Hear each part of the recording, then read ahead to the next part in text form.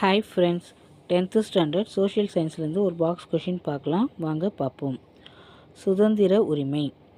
இந்த சுதந்திர உரிமை பிரிவு 19 டு பிரிவு 22 வரை இருக்குது.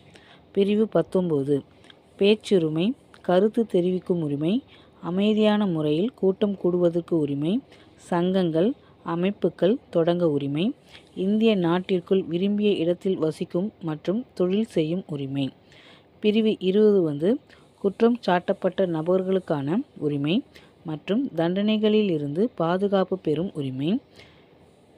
பிரிவு 21 வாழ்க்கை மற்றும் தனிப்பட்ட சுதந்திரத்திற்கு பாதுகாப்பு பெறும் உரிமை. பிரிவு 21A தொடக்க கல்வி பெறும் உரிமை. பிரிவு 22 சில வழக்குகளில் கைது செய்து தடுப்பு காவலில் வைப்பதற்கெதிரான